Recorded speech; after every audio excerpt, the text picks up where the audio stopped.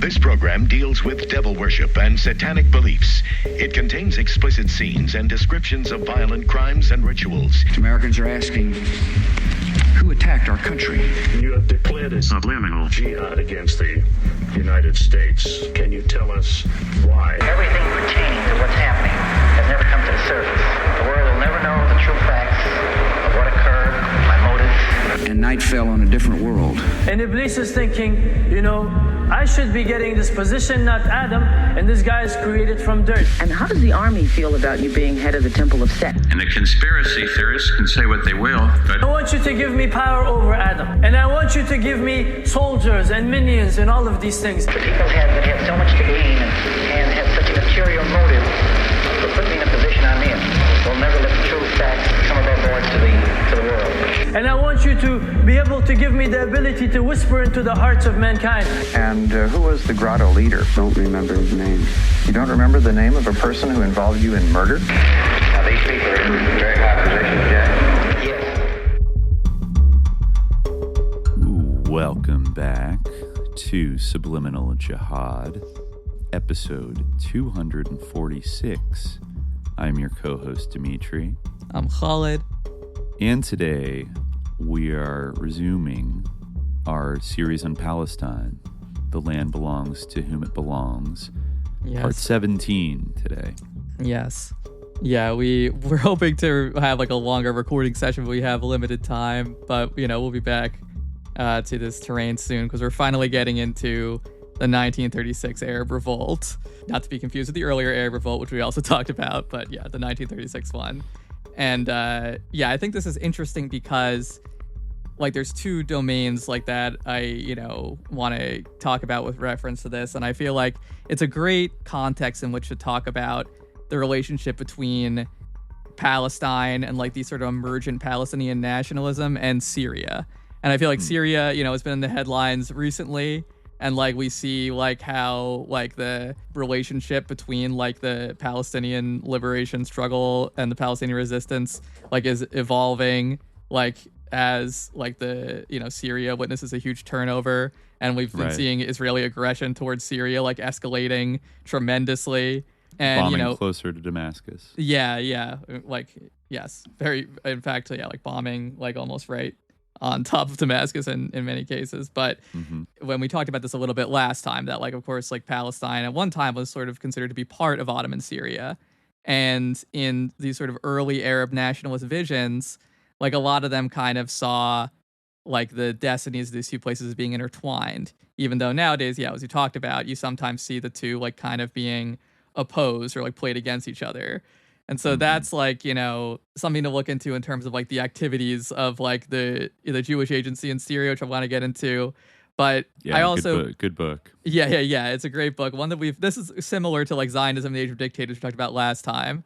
And I guess shout out to Spouter from the Discord, who Spouter was saying like that was me who recommended this book. Yeah, Spouter, great Substack. Check out Spouter Substack. Yes, good stuff there. But also so the Jewish agency in Syria during the Arab Revolt. That's a book that we've wanted to talk about for a while. But I also felt like as I was thinking about this time, it might be a good like time to sort of, in the same way that we did with like the Grand Mufti a little bit and with Theodore Herzl, it might be good to talk a little bit about Izzeldin Qassam, because obviously this is someone who like is like very influential. Like his legacy is very important to like the Palestinian resistance today, with the famous Qassam brigades being named after him.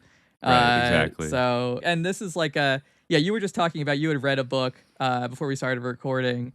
You had read a book like about the Arab Revolt by Oren Kessler that came out like recently, and you were saying that like Qassam was kind of a marginal figure in that book, and like kind of was like It is interesting. I valued it for being I wanted sort of a play-by-play of sort of the historical events of the Arab Revolt, and of course I looked up. I saw this was maybe the most popular book about, Israel-Palestine issues. It was released in early 2023, so months before October 7th, and I think afterwards, rose to the top of the bestseller list, etc.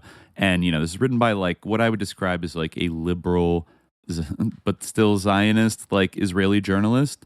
One who definitely, is critical of Zionism in his book, including things we talked about, like Chaim Weizmann, like his entreaties with Mussolini, right? In like the 1920s and 1930s and things like that. But, you know, I'm also reading it with a little bit. This is a guy who used to work at the Foundation for the Defense of Democracies.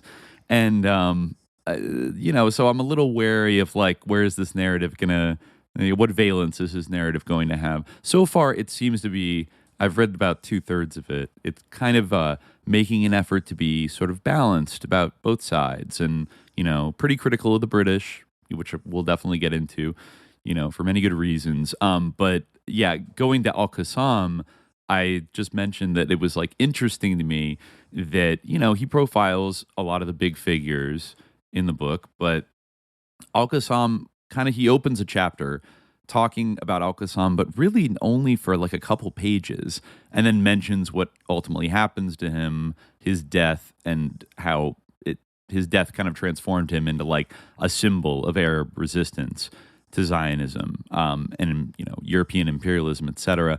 But, you know, kind of like rushes. I felt, given what you're telling me and like your reading on him and everything, and the importance of him to this day, it felt like maybe he rushed through al-Qassam a little bit. And like, I think I said he made him seem like a fanatic, like a religiously fanatical little bandit guy that, you know, just had this blip of almost like a Molly Maguire kind of like scenario of like just some angry little guy that decided to like go kill some people, and then they killed him, but then all these peasants decided to like make him a martyr and blah blah blah, and kind of, you know, it seems a little minimized, but I guess you want to go a little deeper, and I think, I mean, I think there is like some like mythologization around al-Qassam, and like, for sure, yeah, you know, that is definitely is true, but also like, I feel like it is interesting because like there is a reason why he is like regarded so highly and seen as so important.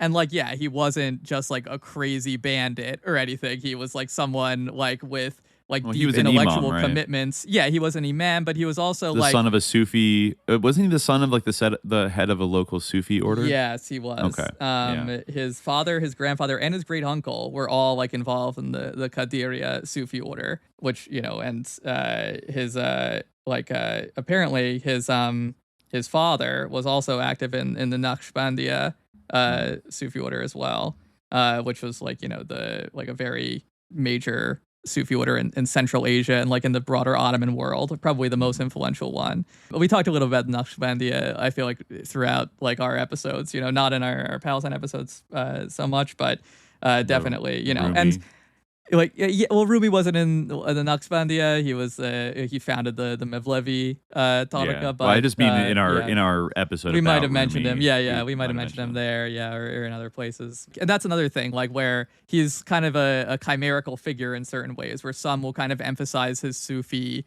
pedagogy and his Sufi background. And others will emphasize like his Arab like nationalism and portray him as kind of an Arab nationalist figure. This is like kind of a time when like Salafism like it was sort of emergent, and Rashid like, Rida, right?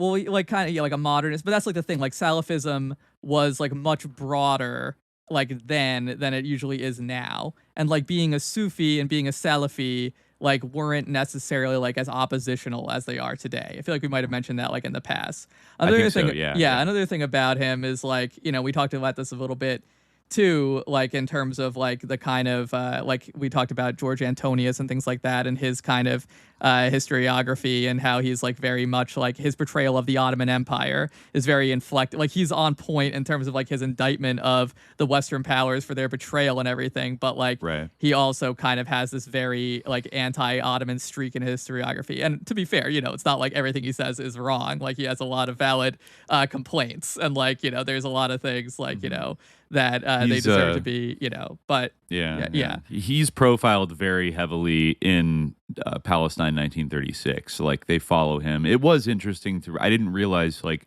how intimately involved with the actual like diplomatic action Antonius became during the Arab Revolt, but it's kind of like the zenith of his entire career, where he's trying to like negotiate with the British to, you know, give the Arab population more concessions, or to not, you know, to cut off immigration, Jewish immigration to Palestine, etc., and ultimately ends up kind of, well, according to Kessler, pretty like dispirited, and obviously things do not go in the direction that he wants it. But then when he wrote the book that we were reading from in previous chapters, that was written like right before World War II, remember? And I think that book was like his last best shot. He hoped for it to be like his silver bullet that would sort of eloquently make the Arab case for independence and national sovereignty and stuff. Like, he does mention that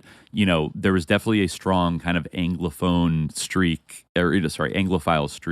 in Antonius, or like a British mindset through his education and his kind of privileged upbringing and everything. And he could speak English very, like beautifully and everything. He was very eloquent in English and all that kind of stuff. So like he had this kind of British mindset, and also he less so is mentioned about sort of like his anti-Ottoman sentiments or biases, I guess. Yeah, but on that point, like what is interesting about al-Qassam is that he actually fought like in the Ottoman army, even though he's kind of like this hero of like Arab nationalism today, and like Palestinian nationalism. He like at the time, didn't of course, as was true of most Arabs, he didn't throw his lot in with the the Hashemite revolt, the sort of earlier Arab revolt. Right. He does eventually rally to organize militias, I think, for Faisal when he's kind of resisting the French in Syria, right? That was like his big yes, exactly. Yeah. That was like where that's what brought him to Palestine in the first place. Was leaving French occupied Syria. But yeah, he fled to Haifa. Yeah. To there's this pretty good overview of him by Mark Sanagan, and he wrote a book that came out, I think, pretty recently. I think in 2020. That was what was the title of it? I think it was like lightning through the clouds. But he, he wrote an article, Teacher, Preacher, Soldier, Martyr, a bit earlier in 2013. And, the book kind of expands upon it, but I think, the article will serve us for now. I mean, I won't read too much from the earlier part, because it's kind of like what you were just saying before, that some of these academic articles, they kind of get into the weeds of the academic debate around al-Qassam, but it's kind of just basically what we said, there's a lot of different perspectives on him, and there's different narratives where people emphasize different things about his legacy. Some are like, oh, he was this great Arab nationalist, and some are like, oh, he was this great Muslim hero, And I think that's interesting, in terms of kind of like you said, the Kessler portrayal of him as this religious fanatic. As I was reading this, and reading about him, thinking this was a good time to talk about him a bit, it did kind of make me think about how in the US, when people are talking about the Palestinian resistance, the character of it, people who generally are sympathetic to the Palestinian cause, there's sort of this slight unease with the sort of Islamic character of the resistance, and there's you hear these things Israel actually funded Hamas to take out the based secular resistance, and stuff like that. Yeah, which is not really true. And it's a little wish casty. The discomfort with the fact that the leading resistance groups have a religious orientation, and are doing the most to look at in Yemen right now, that are doing the most to defy the Western Empire, right? Yeah. There's a little discomfort with some people that I feel they should get over. Yeah. That these people profess anything else besides heckin' DSAism or whatever. Atheist DSA, it's Lenin was more flexible than some of these people. Yeah, on Twitter. It's only the PFLP is good, and even though it's guys, but not to at the expense of bringing in these like fools from social media. Like I remember seeing a post like a while ago that was like, what, like, you know, like resistance movement has like been like primarily religious, like, and there's like even like the resistance groups in Palestine wouldn't characterize the struggle as like primarily like in religious terms. And it's like, you know, what does like Hamas stand for? Like, it literally means like Islamic resistance movement. Yeah, it's silly to try to draw. Like, I think specifically in this case, it's very silly to try to draw a line between like nationalist ideas and conceptions and like national liberation and religion. Like they're in sync in this case. Like they're interwoven with each other in a way that it's like not it's simply not that clean cut. And I think like al-Qassam is kind of like a good example of that in a way. Yeah, right. His, like, well, his legacy, like, kind of, and like thinking about like the kind of like political and intellectual figure that he was, kind of like clarifies, I think, like and you're absolutely right. Like this, like it's this sort of like vain distinction that doesn't really like elucidate anything, and actually like just obfuscates like things to be like, oh, but this is like reactionary because it's like real. It's like, what does like religion even mean? You know, like it's like, right. yeah, but so yeah, we were talking a little bit about like his Sufi background and his family, but he did study at al-Azhar as well. You know, like the biggest like Muslim in Cairo university. Yeah, exactly. Like the Harvard of Madaris, like the Harvard of madrasas. Like his early education was in Jabla at the Kutab, the sort of like, you know, school for kids. He studied under a well-known alim, Sheikh Salim Tabara, but little else is known about his early years. He then talks about like how he crossed paths with Muhammad Abduh and some of these people in, you know, 1890s Egypt. This is when he found himself, was Abduh his mentor? He crossed paths with him. They were at al-Azhar at the same time. This is actually kind of a like disputed thing. Like a lot of people try to like make a connection between Rashid Rida and Muhammad Abduh and al-Qassam, but it's like not, according to this guy anyway, like it's not really clear that they did like have much to do with each other. Like their time at al-Azhar did kind of overlap, but like, you know, they're like I'm just doing a little critical comparative analysis of the chapter opening here in Kessler's book about al-Qassam and what you're reading right now. Just because I think it's interesting how even little things can, like you said, it's actually a disputed thing. The way he writes it, he says, like Hajj Amin, he matriculated at Al-Azhar in Cairo, and like him, fell under the sway of the Salafi thinker Rashid Rida and Rida's mentor, Muhammad Abduh. Oh, I'm sorry. Okay, maybe I jumped the gun there. He fell under the sway of Rida and Rida's mentor, Muhammad Abduh.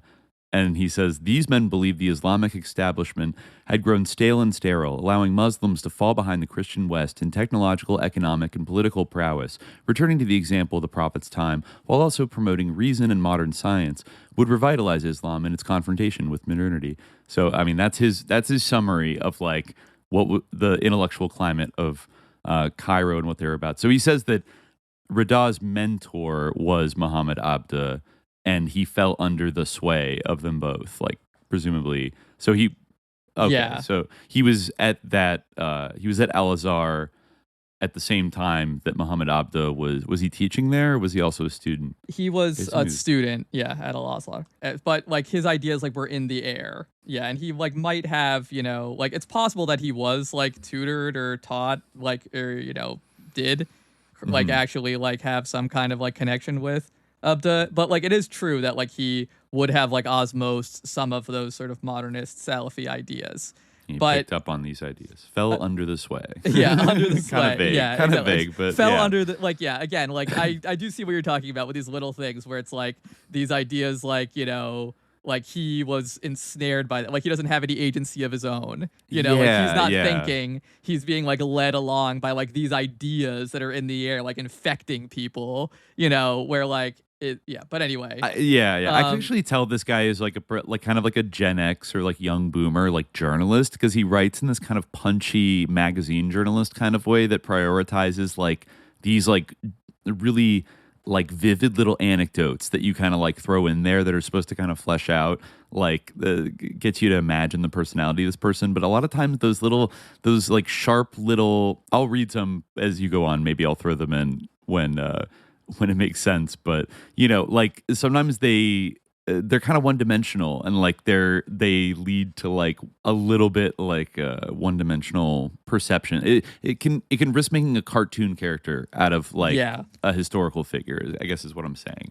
But anyways, proceed. No, and like he in terms of like after his tutelage at Al-Azhar, like he came back to Jabla, and he took like a sort of teaching post / like preaching position at he was teaching at a school associated with the tariqa of his father, the Qadiri, and he also was like preaching at the Sultan Ibrahim Mosque, Al-Adhan Mosque. Mm-hmm. Yeah, so while he was there, like, and it's kind of an interesting thing about like these like differing sources, like Sanagan, he has, I don't know if I'm pronouncing his name right, but it's spelled like that, Sanagan. Yeah, he talks about like these two earlier writers, like Schleifer, who like really emphasizes the like Sufi background of al-Qassam, and Nafi, who like kind of hates like the idea of al-Qassam as being the Sufi, and is really adamant that he's like this young reformist alim, that he's like upholding like what he calls like high Islam, or like the idea of like the true Islam of like the pious predecessors against like, and that was basically the Salafi critique of like mainstream Islam, that it had like over the years accumulated all of these bid'ah, like all these innovations, the typical thing, right? So it's interesting that like they read the same like information, like the fact that he was, like really engaged with making sure that people like attended mosque and like didn't drink alcohol and like kept the Ramadan fast and things like that. And like Schleifer is like, okay, this is someone who's like teaching these things at like a Qadiri associated school, and that proves that he was like still like true to his Sufi roots. Whereas Nafi is like, see, he was like going against the popular religion. I don't know like how, again, I didn't actually read Nafi's article fully, so I'm not, because I was like, yeah, it seems kind of old, but like and yeah, I guess like the consensus is kind of shifted, or like the standard approach to this is kind of shifted, but it did kind of seem like I don't really understand how those things would be like against the popular religion. Like, I don't think that people would we'll see an example a little bit later of like something that is like kind of a rift between like mainstream like Islamic practice and like sort of Salafi ideas, but it's like more niche issues than like alcohol and attending mosque. I feel like both like Salafis and Sufis would agree that those things are good. Doesn't mean everybody did them, it doesn't mean that they were widely observed, but like the issue wasn't like, or is it like a regional specific thing where well, the issue would be about like certain communities. The issue like that really came up, like really it's interesting because like al-Qassim's like most famous like issue that he like championed was, it comes a little bit later on, but he like got involved in this debate over, it's going to sound like, probably some people will find it like a comical thing, but it was about like tahleel and takbir at funerals. Okay. Like saying like takbir, or saying Allahu Akbar, or saying La ilaha illallah, like as you're like processing like in a funeral. And like for some Salafis, this was like bid'ah. This is an innovation that wasn't practiced during the Prophet's time, so like this shouldn't be done. And it's like he actually like kind of this author makes sort of an ironic point about it, where he says at the end that after al-Qassam's death, everyone gathered in Faisal Square, all of his friends and associates for his funeral, and they began chanting, Allahu Akbar. But that was like the exact, like his most publicly professed belief, like one of his most famous, like, things that he took a stand on was that was wrong, So he's like this cryptic figure. And one of the things we can pin down the most about him is that he didn't believe in this. But, it's kind of poetic. It kind of shows like how his legacy with the takbir, Allahu Akbar, at a funeral, like call and response at a funeral. Yeah. That was his, and that's niche. That's a niche dispute, I guess. Yeah, exactly. But it is interesting given that popularity of that. Like, but that's the type of thing that like a lot of like Salafi writers like during this time and like Salafi intellectuals will be targeting, because they did see those things as like a like symbolic kind of that's the whole thing with Salafism. It's like, this is what is holding us back. This is what's holding Muslims back, is like all these superstitions we've accumulated over time, you know? Like, it kind of has it both, like, it kind of has it both ways in a sense, because, like, I mean, I'm sure we talked about this a bit in our earlier episodes in this series, but, like, you know, it kind of accepts the sort of Western narrative of like Islamic civilizational stagnation. And like, you know, fair enough, because it is true that like they were getting like clowned on, especially like something we didn't mention is like the Italian invasion of Ottoman Tripolitania, which was like a huge turning point when like, you know, these in his life too, right? Didn't he try to go and fight there? Yeah, to, like, yeah. Fight and, the like, Italians? Yeah, I was just reading recently, like unrelated to this, like some like Syrian magazines from like around this period, and like from around exactly that time, like that fall when, you know, this invasion happened in 1911, and like, you know, everyone was like really this is like a huge thing, you know, and like a lot of people were like the whole battle lines between Salafis and like reformists, like this like factored into it a lot, and it was like, but yeah, so that's like, it makes sense in a way. It's like, okay, like we're being like attacked, like these like people are like trampling over us, like they're gonna like you know, it's like you know, people could sense everything, you know, that was like was on a knife's edge. So it kind of makes sense that like during, you know, like people would be like, okay, well, what's going on, like why have we lost like our,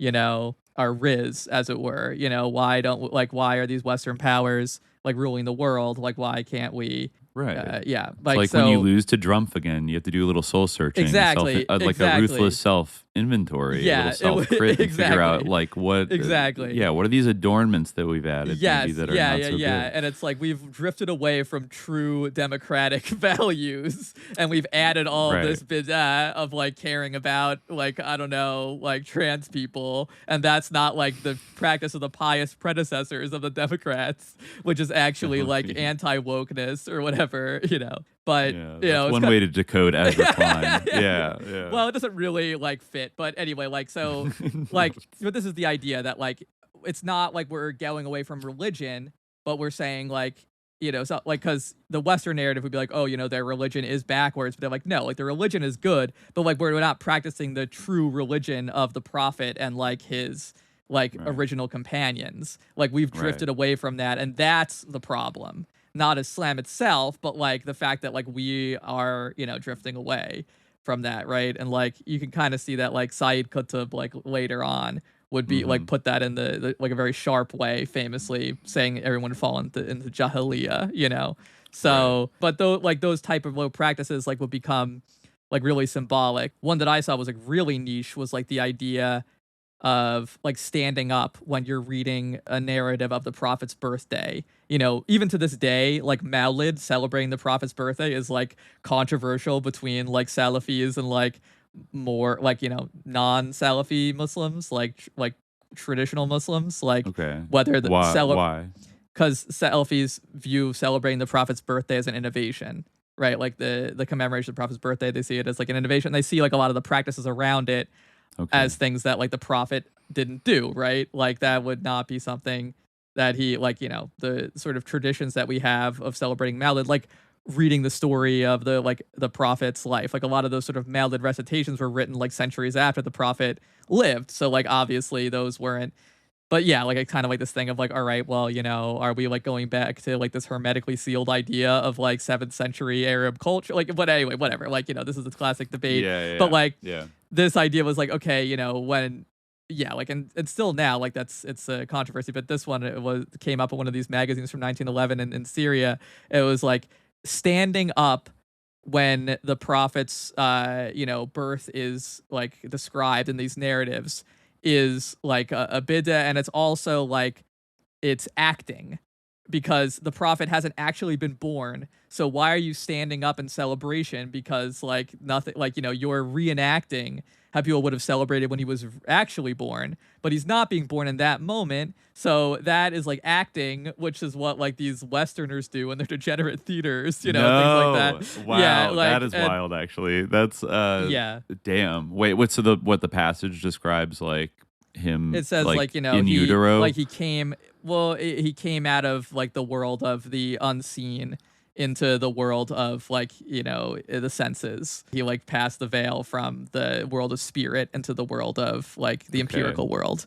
And like at that moment, everyone will like stand up and be like, I mean, it kind of sounds like they're describing him being born in a poetic way. Yeah, no, exactly. They are. They are describing him being born. But like the idea would be like, oh, well, but he's not actually being born. So like, why are you standing up? Like, why are you celebrating his birthday? Oh, I see. Because he's not actually being born. So it's kind of like, if you're acting, it's kind of like you're acting out as an episode from history, like. Are they reading from the Quran, or is this a? No, hadith? they'll be reading from like a Mawlid narrative. Muhammad doesn't like his life isn't really talked about in the Quran at all. We don't really know anything about his life just from the Quran. That's all extra Quranic. He's mentioned in it, like a lot. Wow. Or a fair amount, it's a text. It's a secondary text. Therefore, to stand up and honor it as if it's real is acting, which is sus. and also like a lot of, like. That's kind of on the spectrum because like I couldn't really perceive from that like if they were saying, I feel like they were using that kind of as a Mott and Bailey to attack Mawlid in general, but because like a lot of Salafis would just be like celebrating the birthday at all is like is a bid'ah, it's an innovation. It's not part of like the true practice of like the Sahaba, it's not in the oldest traditions that anyone did this, so right. Which like, it's like these something things that crop up. The Jehovah's Witnesses don't celebrate birthdays. Certain Christian sects, pretty anti-birthday. Probably for, I imagine a similar logic is at play. I mean, I can even think about like later like Marxists being like, we built a mausoleum for Lenin, we worship his preserved body, but actually he wanted to be buried in an unmarked grave. Like we need to go back to Lenin. Lenin didn't actually want this. Like, this is that's a good point. Like, and that's actually there's a lot of parallels you could draw. That's actually a great analogy because like a lot of like the sort of like we talked about this in past episodes, like a lot of Medina, which was like full with like holy sites, like for the Prophet, like places where he went. Like they kept the Prophet's tomb because they couldn't, like it would just be too awful to like demolish the Prophet's tomb, although they did like do renovations to kind of like take away things they perceive as innovations. Of course now these same people are like, oh, we're progressive, but I guess kind of what I'm saying is that it almost in a way makes sense.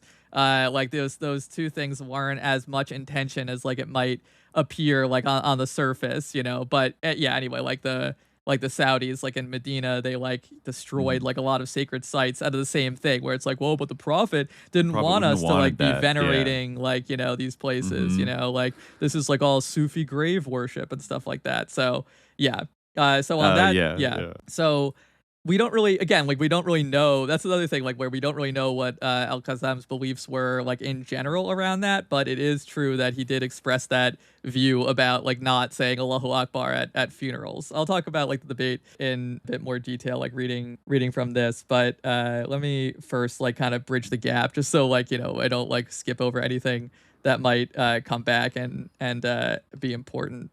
In between that and like his time at Al-Azhar, to talk about a little bit about the period of 1911 and everything. So, when the Italians invaded Ottoman North Africa in September 1911, al-Qassam's message and his sermons began to include the vocabulary of jihad against foreign threats. This is another thing, is like his role in like shaping the modern idea of jihad, because like after the, like we talked about, jihad made in Germany, all that stuff, right?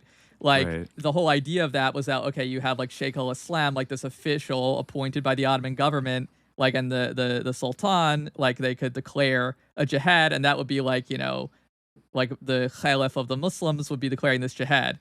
But after like the fall of like the last real caliphate, that people recognized really, the Ottoman Empire, like doesn't really work in the same way, like so the whole theory of jihad needs to be like kind of reinvented, and Salafism did play like a big role in like figuring out what that was, like going back to like the original concept, like just the fact that like we have this idea of jihad now that is like based on these like fiqh texts, has to do like these old fiqh texts, has to do a lot with that sort of process. But anyway, so al-Qassam's sense of interconnected ummah in both a global and an Ottoman imperial sense, and thus his concern for what was happening in North Africa, had likely been fortified by his years in Cairo. Consequently, al-Qassam had expanded his advocacy and was openly recruiting military-aged men in Jabla for an expedition to the Maghreb to join the Mujahideen fighting the European invaders. He also raised funds to pay for the insurgency and to support the families of his men while they were away. Hamuda reports that al-Qassam had recruited 250 men from Latakia, which has been in the news recently, to fight with him, though that number is probably overstated. He and his men made their way in the late summer of 1912 to the Ottoman port city of Alexandretta, Iskenderun in modern-day Turkey, about 200 kilometers to the north of Jubla. There, the other Ottoman subjects who had volunteered for the same cause earlier, or like the other Ottoman subjects, they awaited permission and aid from Istanbul to travel to the Maghreb to join in the fight. However, by the summer of 1912, the Italian-Ottoman War had come to a standstill, with the Europeans firmly in control of the coast and the Ottoman military and its irregulars inland. At the same time, nationalist uprisings in Albania were incurring significant losses of Ottoman territory and manpower and threatened to spill over to other Balkan states. Seizing the opportunity presented by the stalemate in North Africa, the JUP, the Turk party, seized an agreement with the Italians and conceded some territory and autonomy in the Maghreb. Over a month passed, and it was conveyed to al-Qassam that he would be receiving neither permission nor state aid in his mission. With the changing fortunes of the empire, the Ottoman authorities ordered him back to Jubla. The Italian episode further exposed cracks between Istanbul and the Arab provinces. The Ottoman abandonment of the campaign in the Maghreb was a cold calculation to cut losses in the imperial periphery so as to concentrate increasingly scarce resources on threats closer to the metropole. But to many in the Mashriq, that's the Islamic East, the Sultan had abandoned not a campaign, but Libyans, fellow Arab Muslims, to Italian colonization. Less than a century after the Sultan had introduced Ottomanism to stave off the advances of ethnic nationalism, in conceding North Africa, Istanbul was exposing itself to rhetorical attacks from Arab nationalists. Yeah, then he gets into the First World War and the French Mandate, and this period in al-Qassam's life. But yeah, so this is kind of in line with what we've talked about here. But you can see how people will see the writing on the wall about the future of the Ottoman Empire as he says. But yeah, this is in line with what we talked about in the past. But so yeah, during this period, he does still fight in the Ottoman army. This author critiques Sanagan. He talks about the traditional historiography of Arab nationalism, and how in that historiography, the schism between Arab nationalists and the Ottoman Turks, exacerbated by the centralizing reforms of the 19th century, came to a head in the First World War.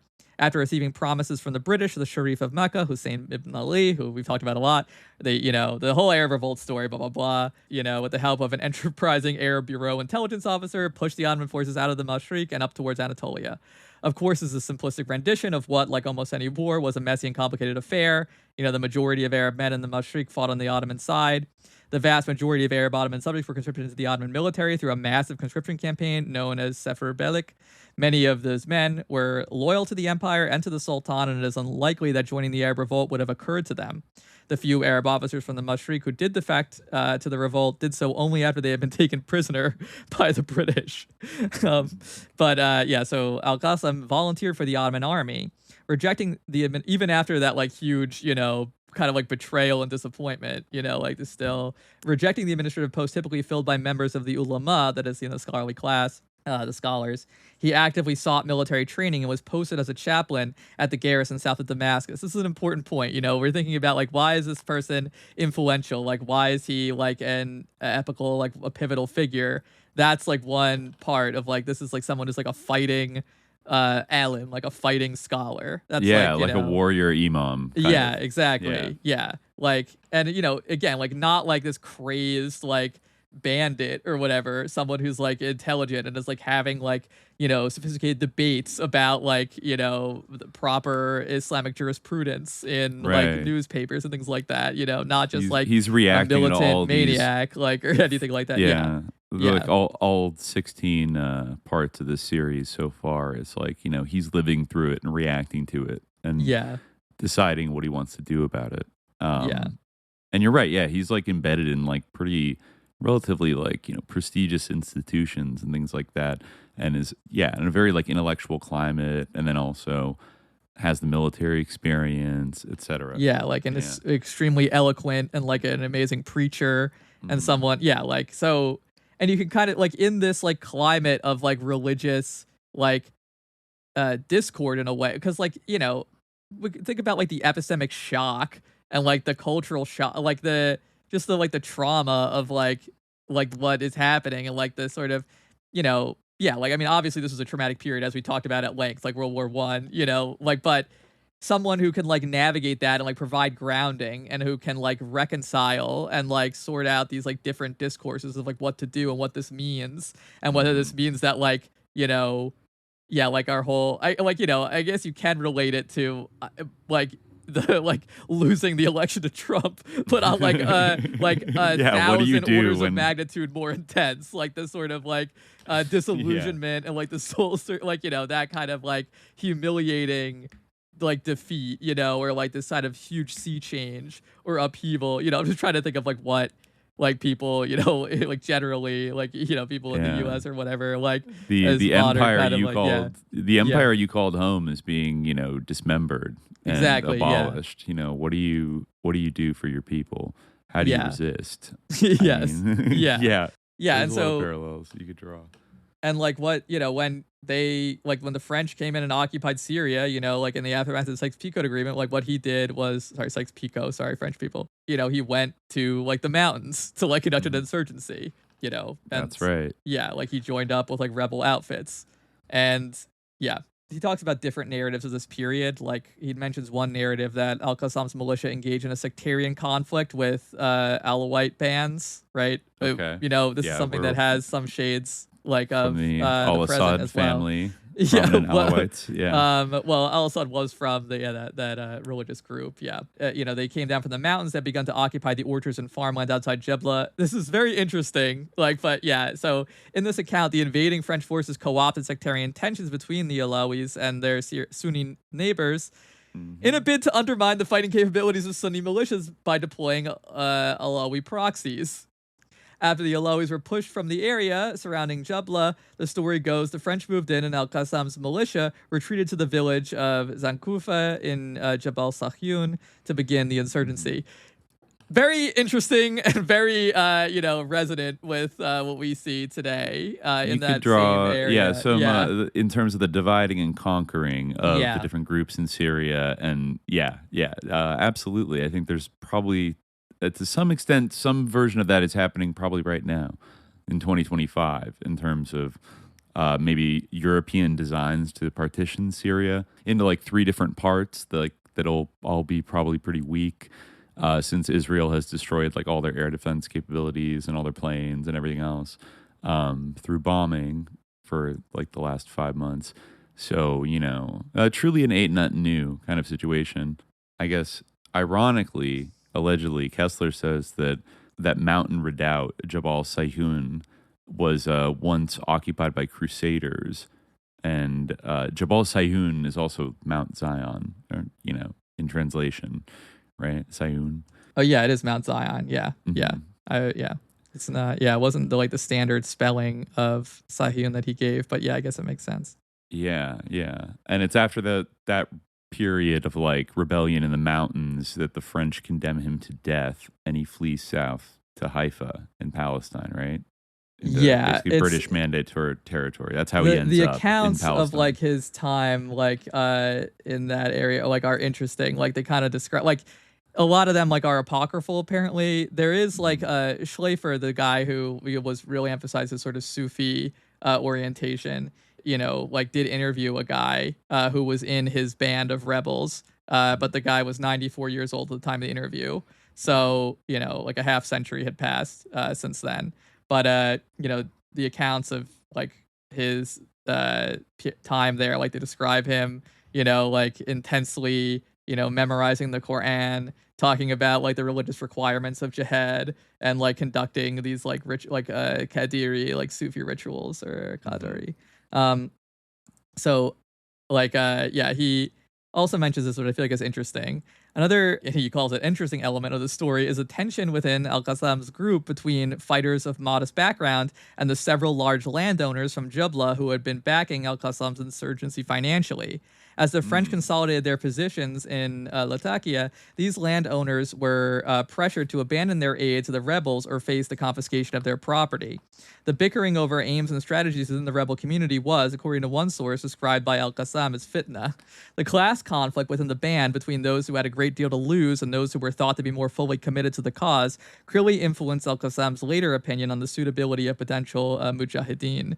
This would, yeah, he like later on would kind of adapt based on this. But yeah, like between 1919 and 1921, the French faced resistance from many facets of Syrian society. Large landowners saw the doubling of taxation rates, while middle-class merchants were shut out of bureaucratic employment or forced to contend with new tariff schemes.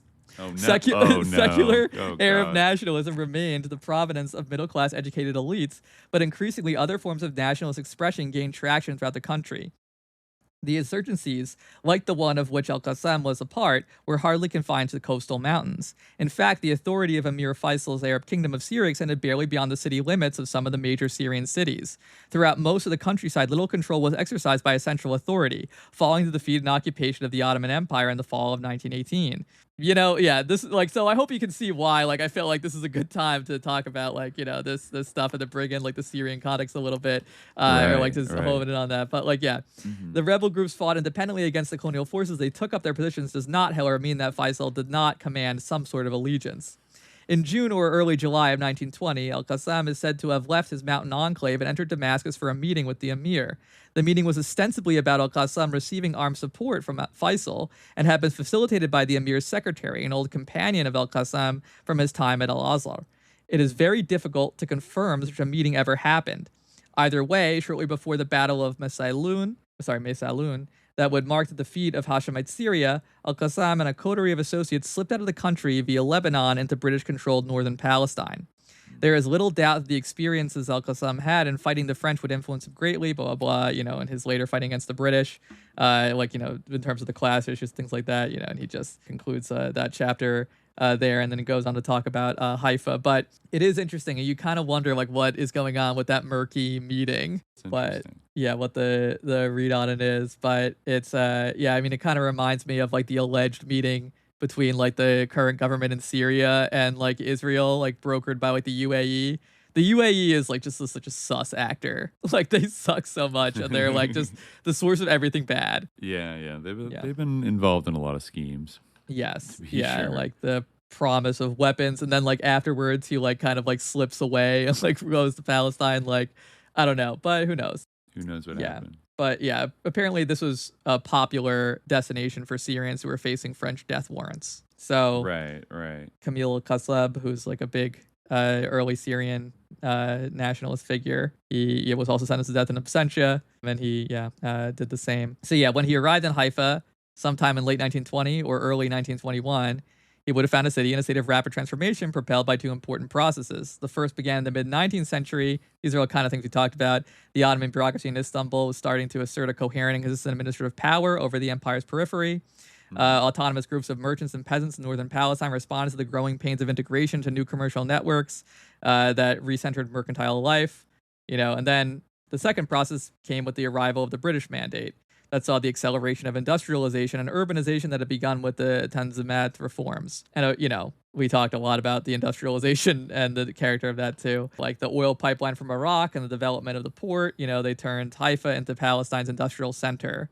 Right. Palestine Railways was headquartered there. The Nesher Cement Works, which is the country's largest company, owned by a Jewish industrialist from Russia. Yeah, this is kind of a booming, a boom town. And there was a growing Arab proletarian population flooding into Haifa, right? Yeah. Though there was already, at least the way Kessler describes it, that, both Jewish immigrants and, Arabs were coming in to Haifa, but their experiences, their reception was starkly different, he says. Jewish workers were represented by the Histadrut, which built them modern living quarters and convinced the government to pay them as much as 50% more than their Arab counterparts on the pretext that their living standard was higher. Arab workers had no such representation and occupied shanty towns on the city outskirts.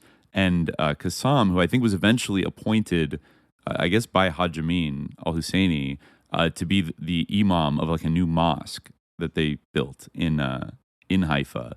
So Qassam lived with and ministered to Haifa's new urban proletariat, stevedores, railwaymen, and construction workers.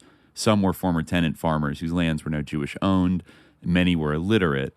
And then, got to have that punchy quote here, quote, "He laughed like a child and spoke with the simplicity of a child," one student remembered. And it's okay, but in what, like you're saying he spoke like a child. Like, yeah, exactly. You know what I mean? Love you know it. what I mean? Yeah, like it's just like it's so it's like very like maybe he did say that, but like that's just like I don't know. Throwing it in is just like a punchy little exclamation what was it, like point he of laughed with the simplicity of a child.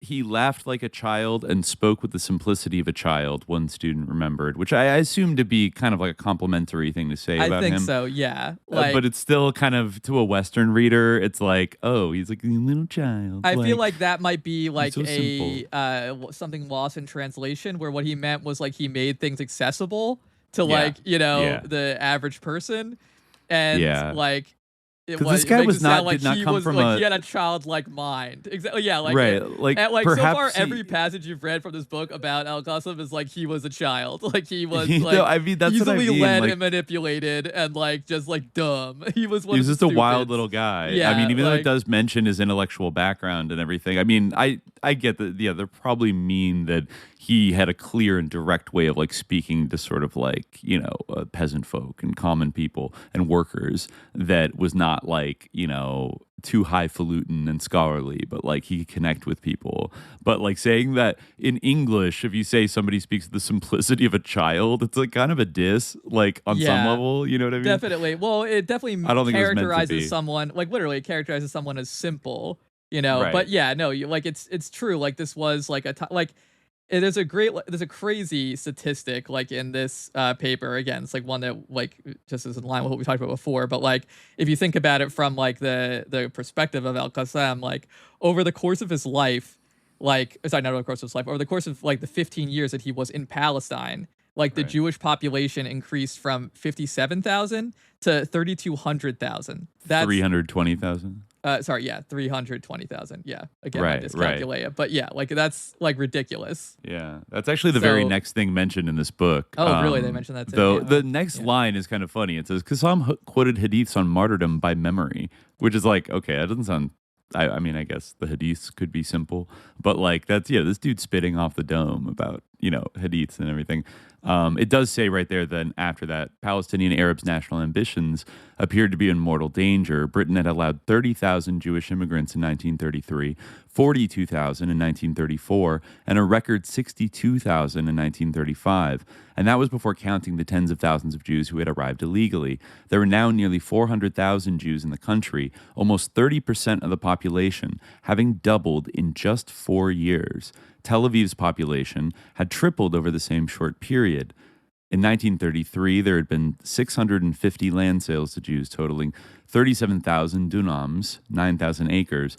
By 1935, the number of sales made and acreage acquired had both doubled. The country's Jewish-dominated banking, industrial, and construction sectors flourished. I think, as we mentioned, even as much of the world remained sunk in depression. And he does mention here that like a large reason for that was the Havara Agreement with Nazi Germany and the Zionists, where so much capital flight was basically flooding through that network that it actually sort of counteracted against like the global depression that most countries were stuck in at the time, right?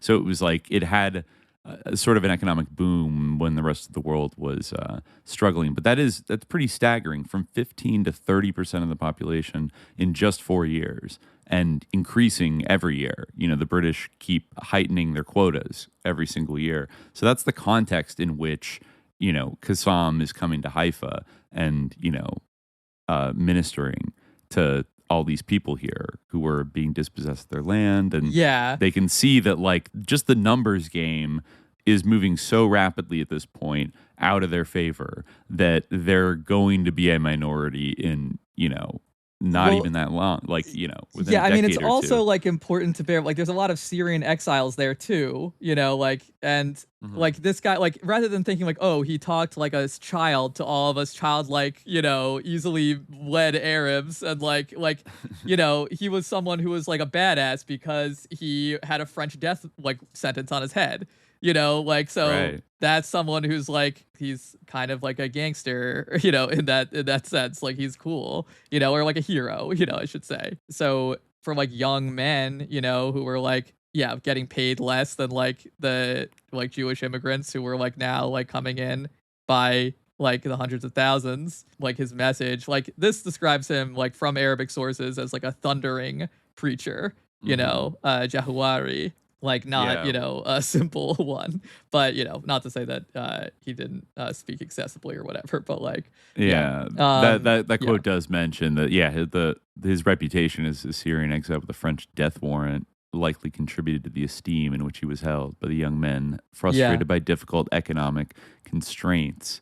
Yeah. So I mean, there's like labor issues going on. There's like land ownership issues. There's like European imperial, control over everybody. Yeah. And the British had their eye on him like pretty like early on too, like he wasn't just like this random bandit who came out of nowhere, like British intelligence reported like in 1928, like they were tracking him as he like, traveled from village to village, attending like different festivities, gathering followers. He was given the job of Mahdoun, who was like the marriage registrar for the Haifa Sharia court.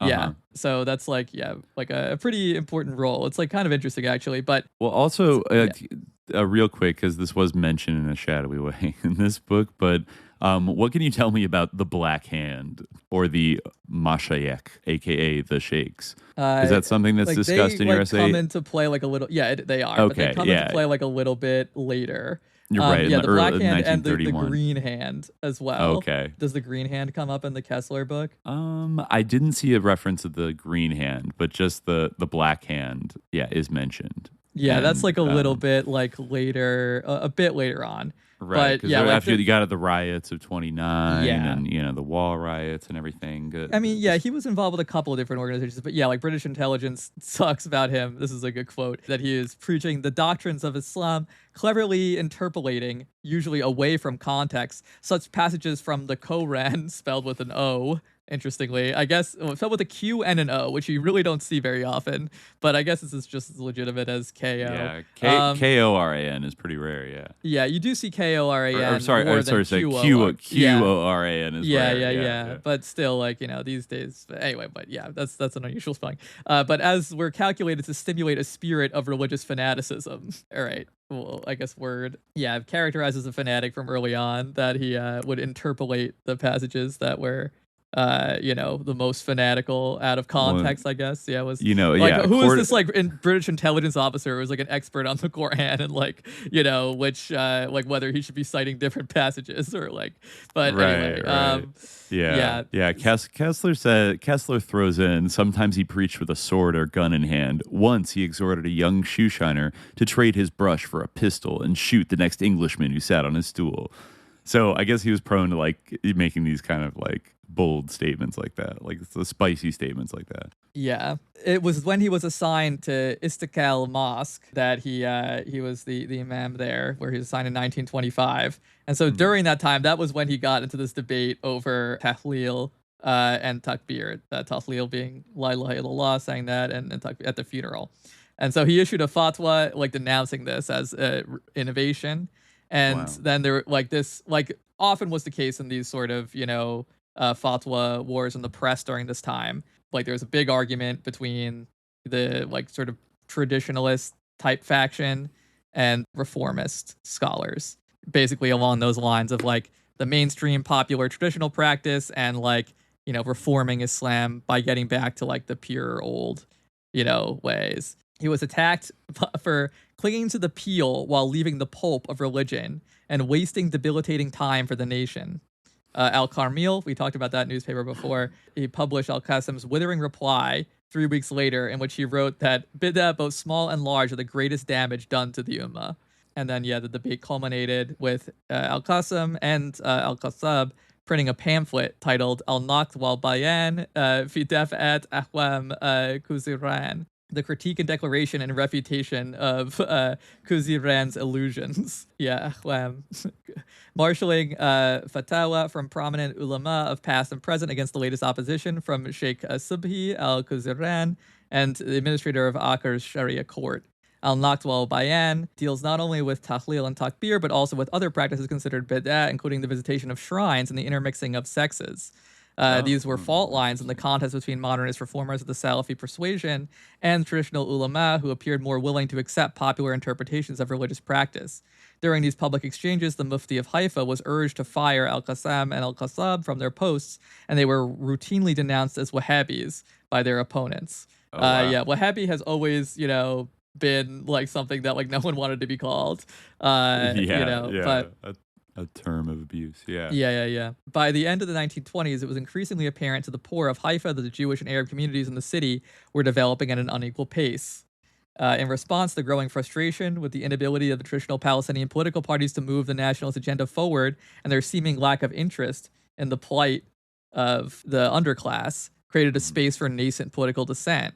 While the majority of Palestine's Falaheen were dependent on bonds of patrimonialism and elite parochialism with notable families, these bonds weakened with the urbanization of the Ayyan, the notables. They abetted and were incapable of stopping land sales and dispossession. In Haifa, a number of organizations were created to fill the void. In 1932, a group of men in Haifa, including Auni Abdul Hadi, Izzat Darwaza, Rashid al-Hajj Ibrahim, Akram Zuaiter, Subhi al-Khadra, formed the Hizb al-Istiqlal, the Independence Party, the somewhat famous group. The Istiqlal was created with three goals, expressed in the official statement registering it as a political organization on 13th August 1932. The independence of Arab countries, 1. 2, the Arab countries are one and inseparable. 3, Palestine is an Arab country and an integral part of Syria. So yeah, you can kind of see that element I was mentioning before. The last point was particularly contentious as the idea of a greater Syria, of which Palestine comprised the southern section, was a political position increasingly on the wane in Palestine. Palestinian nationalist politics had really begun to evolve after the Wailing Wall of riots, which we talked about too. The Mufti of Jerusalem, Al-Hajj Amin al-Husseini, seized the mantle of leadership in the aftermath and cultivated his close relationship with the mandated authorities. He also set out on a strategy of Palestinian exceptionalism that sought to counter the claims made by the nationalists who would later form al-Istiqlal, that Palestine was a part of Greater Syria.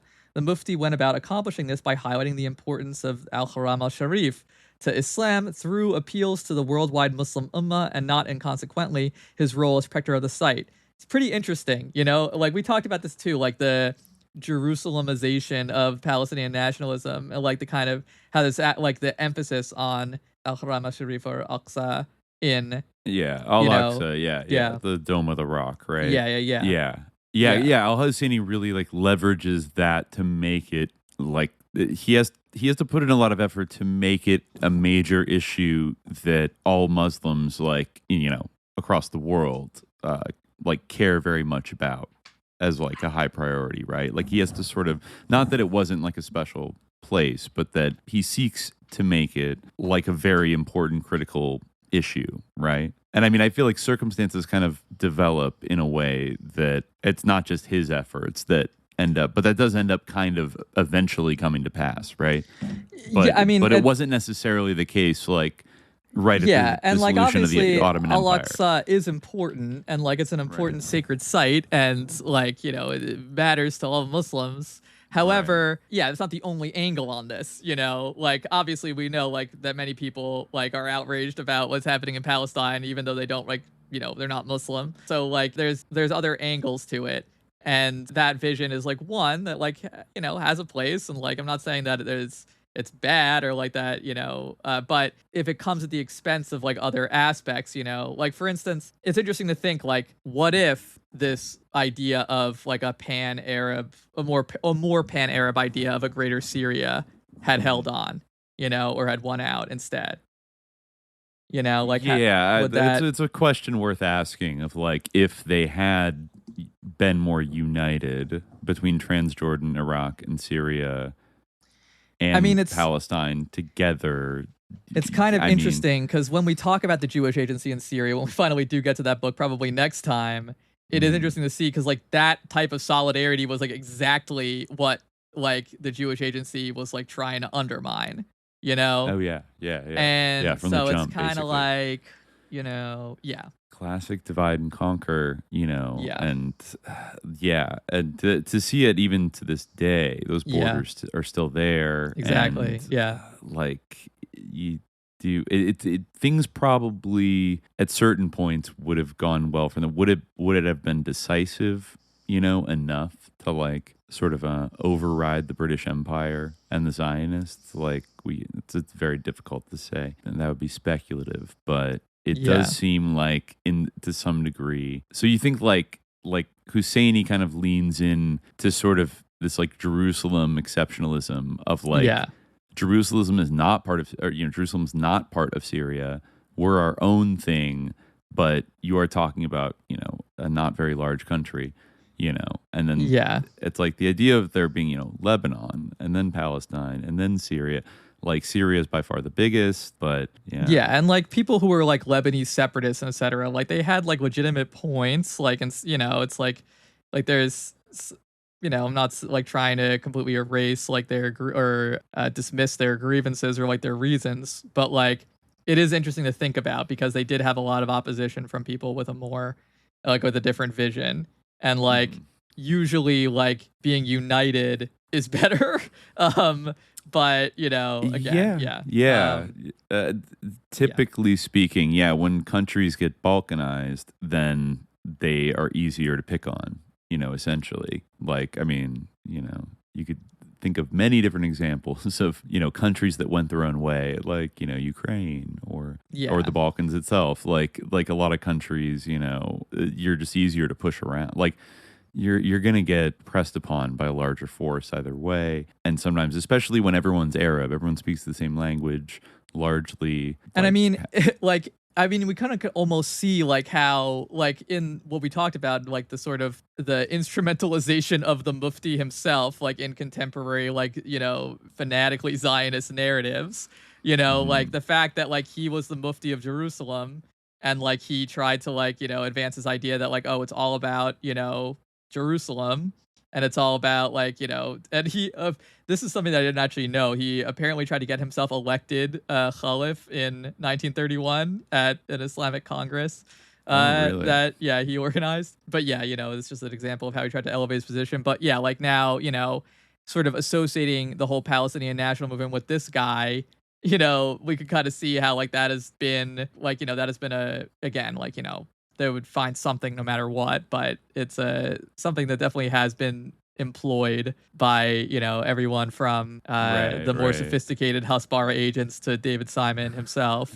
So I mean, even a lot of the other Palestinian leaders who were like exiled during the Arab Revolt, like Dr. Khalidi, the forebear of Rashid Khalidi, it was writing in his diaries and his letters, I think maybe by 1937 or 1938, like just bemoaning that like he hated the Mufti. He was like, for the fucking Mufti is such a failure. I can't believe like we got stuck with this guy. He's leaving all of us out to dry.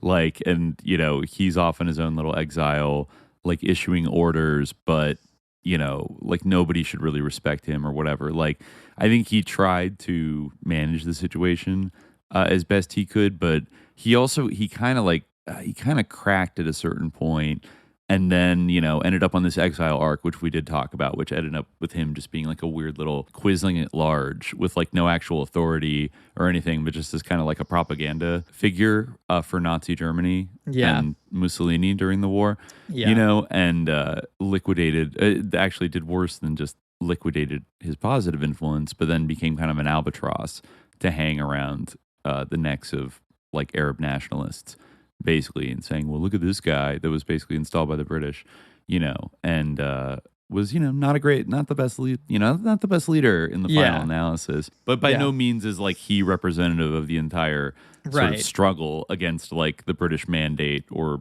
Zionism or the struggle for independence. Yeah, and al-Qassam was someone who like criticized like the failure of like the political class in Palestine basically to stop what was happening, like the sale of land to Jewish immigrants and to Arab speculators, and the dispossession of the Fellaheen.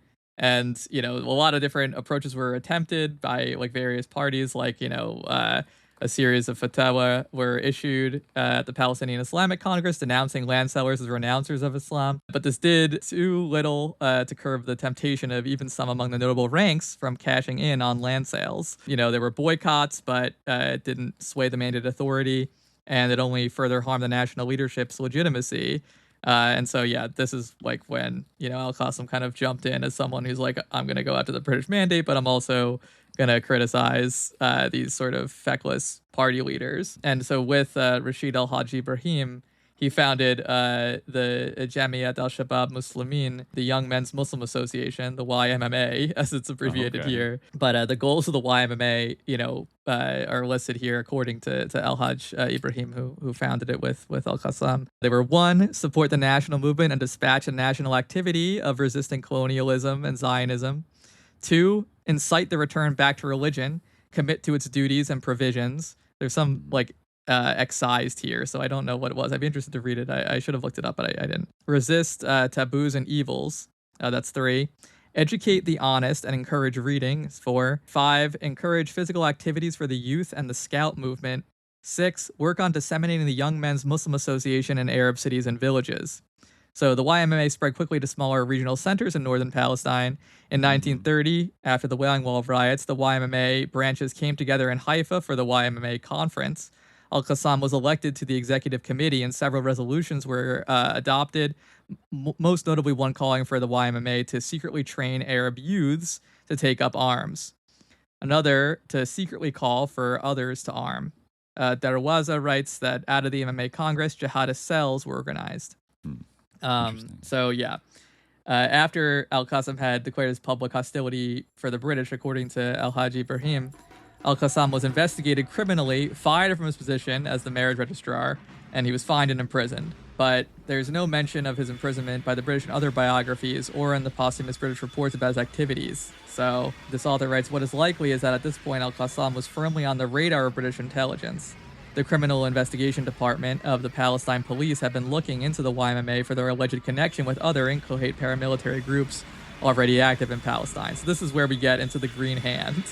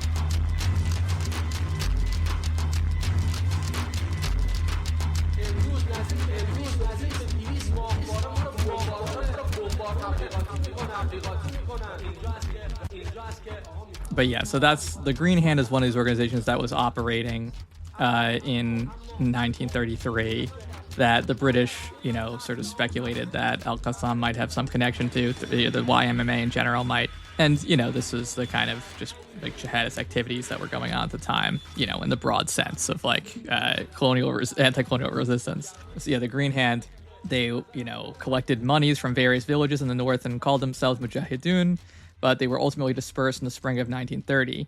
British intelligence reported they had connections to the recently formed YMMA. The second group, Al-Jihad al-Muqaddas, referred to in English as Holy War, was operating in the Jerusalem area during the years 1931 to 1934 and was under the command of Abdul Qadir al-Husseini. Porath, relying on a single source, likely overstates the organization's strength at 400 men by 1934 and 100 guns and pistols.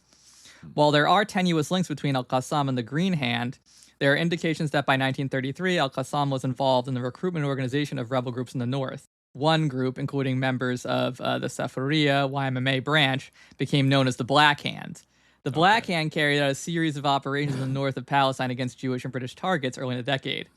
Subhi Yassin reports that the members of the Black Hand that carried out these attacks did so against the wishes of al-Qassam, but this author doesn't buy that. He says it's difficult to accept. Al-Qassam had, after all, been preaching and lecturing on the merits of jihad and calling for the secret arming and training of YMMA members. So I can imagine this is like what Kessler brings up relative to the Black Hand, which is It the says in fire bombing. Yeah, in April 1931, 3 members of Yagor near Haifa were ambushed at the kibbutz gate. The next year, 4 others were killed in Galilee agricultural settlements, including a father and son whose home was firebombed in Nahalal, right? Yeah. That was December 1932. Yeah, exactly. A father and son. So yeah, you could it was like a settlement. Obviously it's bad when children are killed. That should be condemned. However, one can also see the context. It's a agricultural settlement. What's kind of going on here? 10 kilometers west of Nazareth. Anyway, so over the next few weeks and months, 5 suspects were arrested for the crime and charged with murder. One of the suspects, Mustafa Ali Ahmad, was questioned intensely by police that spring, and he gave a confession that he signed on 29th March 1933 in Haifa Central Police Station, and it describes a group receiving instructions in Safaria from a number of prominent men, most notably al-Qassam, who came, Ahmad claims, to teach us and lecture us and deliver speeches. Rashid al-Haji Ibrahim called the Nahlal bombing the first revolutionary experience, Tajrib al-Thawriya, in Mandate Palestine. After Nahalal, the YMMAs in Palestine were banned by the Mandate authorities, and al-Qassam was placed under surveillance.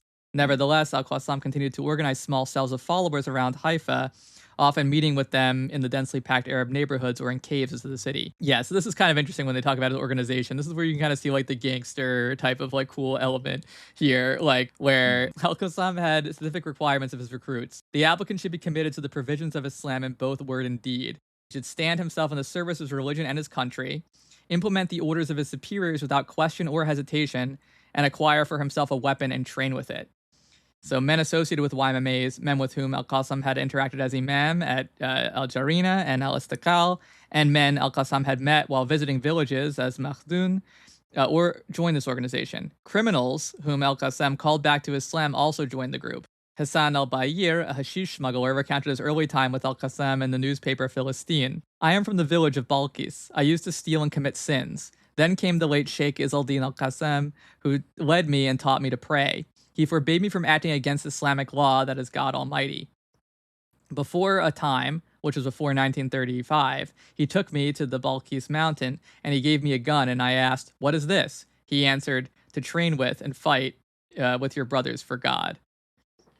It's very, very Black Panther part. Yeah. You know what I mean? Yeah. So got to cure the false consciousness and then get disciplined and everything. Yeah. Yes. They were required to give an oath of secrecy, which makes it hard to, say how many people were in the organization. Yeah. And that's kind of when things started to pop off, basically. Maybe Kessler gives a more thorough description of this, but surprisingly 4 short paragraphs are basically how he describes the popping off, which I found. I'm curious. Maybe I'll read them because they're so brief, and then we could fill in if there's probably some things missing. It's preceded by, maybe I'll read what precedes it also, which I feel like we can judge it. It says it talked about how the Jewish domination of the Palestinian economy, even though it's a depression, and then in Germany Hitler declared himself Führer in summer 1934, etc. In autumn 1935, Mussolini's troops invaded Ethiopia, annexing it to his fascist Italian empire. Despite Britain's strategic interests in East Africa, Ethiopia was surrounded by British colonies, and enemy control there could threaten the Suez Canal. London acquiesced. The Arabs of Palestine started to wonder if Western democracies were declining relative to the fascist powers that seemed everywhere on the march. And they wondered whether a world war was looming, one that might rid their country of Britain and the Jews for good. That's there's a footnote on that, but it's just a statement. Okay. Yeah. Then I guess this is his evidence. Then, quote, "The Middle East in its entirety is awaiting this opportunity and is doing what it can to hasten its arrival," wrote the pro-Husseini Jaffa newspaper, Al-Difa, The Defense, quote, "in the belief that war is the only means whereby the Arabs could achieve their national aspirations and put an end to the Zionist threat." Okay, flag on the field right there.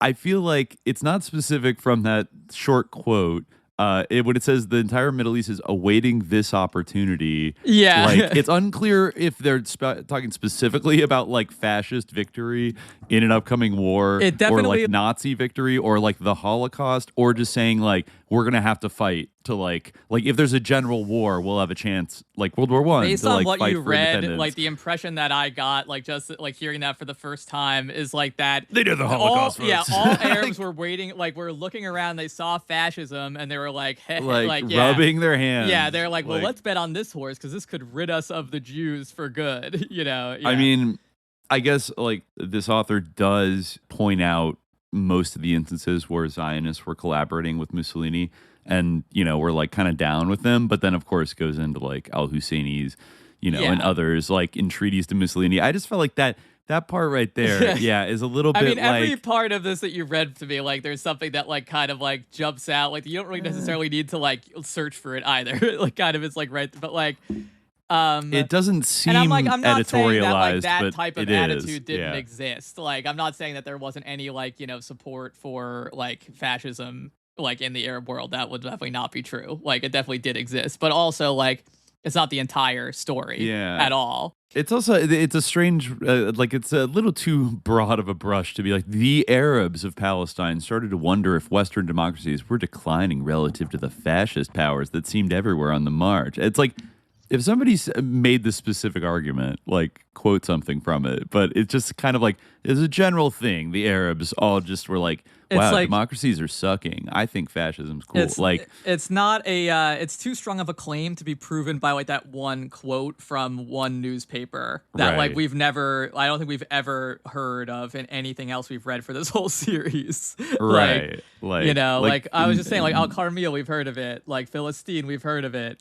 Like, I would prefer that instead of that first sentence that you just quote more from the article so that I know what he says when he's referring to this opportunity. And yeah, it's like, true, yeah. I'm not seeing a quote, like, his direct language of, like, saying, oh, a world war is going to erupt. That'll be an opportunity. That doesn't have, like, the scary Holocaust-tinged, like, vibe to it, that the way this is constructed, that, they were licking their chops for, like, Hitler to take over everything. Anyway, so now the short, right after that, the short 4 paragraphs, which left me wondering more. So he says, in mid-October, Arab workers at Jaffa port discovered an arms cache hidden in a cement shipment from Europe and addressed to Jews. Yeah. Arab opinion was inflamed, sparking protests nationwide.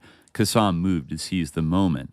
On November 6th, he and 24 companions sold their belongings, including their wives' jewelry, to buy arms. Next to a cave in the hills that the Arabs called Fakwa and the Jews called Gilboa, they encountered a Jewish police sergeant and 2 Arab constables searching for petty criminals who had broken into a kibbutz grapefruit grove. They killed the sergeant, Moshe Rosenfeld, and let his comrades go. Qassam and his band were now hunted men. 2 weeks after departing Haifa, they found themselves surrounded in a forest near Jenin. Police called on them to surrender, but Qassam fought on. In a battle lasting 4 hours, he and 3 others were killed. He was buried in Balad al-Sheikh, beside the Nesher plant overlooking Haifa Bay. Overnight, a cult hero was born. On its front page, Al-Difa called him the martyr Sheikh Izz-al-Din al-Qassam Effendi, who fell for religion, faith, and principle. Jaffa's Philistine paper dubbed him His Excellency the martyr Sheikh Izz-al-Din al-Qassam. God's mercy upon him, it wrote. He was a true Muslim. So yeah, I felt like that's just breezing through like the whole thing leading up to how he actually was killed. Is there more to it than that, or is that just I mean, like, yeah, they did take to the hills, and like they had planned to kind of like, basically conduct a guerrilla campaign, and like this author notes that he like did try to like make sure that he didn't have like any like soft-handed like landowners like in the group like this time, because like that led to like class-based fitna. So he said like, Qassem's quote is like, my hair has turned white and I have a lot of experience which made me hope for something good from peasants and workers. They put their trust in God, they believe in heaven, the day of judgment, and whoever has these qualities is more likely to sacrifice and is more daring to go forward. Besides, they're able to endure difficulties and are stronger. Fair enough. Probably true. Yeah, definitely true. But they stole some grapefruits. And so the best Jewish horseman in all of Palestine, Sergeant Moshe Rosenfeld, was called to investigate. And yeah, 2 Arab constables, whose names have been lost to history, accompanied him. And so he dismounted from his horse, which I guess he was the best at riding in all of Palestine of Jews. And he moved into the citrus grove and sent his companion back down the wadi with their horses. I guess his companions. As he walked deeper into the grove, 3 shots rang out and he was struck in the head and side. So yeah, it seems like, doing that like caused them to be like come to the attention of like the police. They wanted to kind of stay under the radar while raising recruits, but that like disrupted that, that had occurred. It's like an odd thing for like that to be the catalytic. It seems so like accidental and like low stakes. Were they just trying to get grapefruit because they had like a mountain redoubt and they were like, I guess they were trying to stay like off the grid. Yeah. So were they just like kind of scavenging? Yeah. For food or something like that, and then somebody called the cops. Then they just kind of got startled and shot the guy. I mean, presumably not planning to shoot anybody at that point, right? Yeah. But then they get like the British fuzz get called down on them hard. Well, there is some demystification here. So there are surviving Qassamites, so they describe what went on. Like, was it like an intentional attack or it was a careless error? That's the question. So they kind of differ on this, right? But like some say that like it was on purpose and others say that like it was like a mistake. But either way, like the police like, gave chase. And then, on 17th November, not far from Jenin, Muhammad al-Qassam Khalef, a beverage peddler from Hebron, was the first of the Qassamites to be killed, at which point the group split in 2. Farhan al-Sadi took one smaller group north, while al-Qassam and 8 of his men continued west until they reached the town of Yabad. After spending a night or two with a local sympathizer, the men slipped out at dawn on 20th November and retreated from the advancing dragnet to an olive grove just outside of town. There, a protracted gun battle took place between the Qassamites and the police force that had hunted them for 2 weeks. The events of that morning remain contested. Surviving Qassamites describe a heroic stand made by their leader, compelling them to fight on to the death and framing their deaths as martyrdom. The Palestine Post, the English-language newspaper of the Yishuv, on the other hand, recounts a more tendentious claim that members of the group surrendered with white flags before opening fire on the advancing police. Oh my God, the sickos. Yeah, so that's interesting. Yeah, it seems like, I agree with the description of it as a tendentious claim. Regardless of the narrative of the clash, in the end, al-Qassam, al-Masri, and Sa'id lay dead, and Sheikh Nimir al-Sadi was badly wounded. On the government side, a British constable, R.C. Mott, was killed, and Constable Frank Reeder lightly wounded. This confrontation was the most violent clash between the organized armed group and the authorities so far in the British Mandate. So even though like it might seem like low stakes, it was like a big flashpoint. And at first, the mandatory authorities, this is interesting, they were confused about how to classify the confrontation. The official communique from the British in the aftermath claimed the dead were bandits or brigands. I guess that is the sort of a characterization that Kessler still goes with. Then he kind of talks about the legacy of al-Qassam. The response from the nationalist leadership was equally underwhelming. The Istiqlalist Akram Zuaytir is quoted in the press excoriating the mainstream leadership. Why did the nation stand on one side regarding the death of al-Qassam, and you stood on the other? Why did you not attend the funeral? Where were the goodwill messages from the Grand Mufti, from Raghib al-Nashashibi? That's one of those big Palestinian families. And Hussein al-Khalidi. There is little doubt that this was anything but rhetorical posturing on the part of Zuaytir. The Palestinian leaders were frightened that al-Qassam's revolt was the beginning of a populist nationalist movement that would no longer look to the traditional leadership who derived power from membership in a notable class or an important family. This was born out a week later when the 5 heads of the Arab parties met with High Commissioner Arthur Wauchope.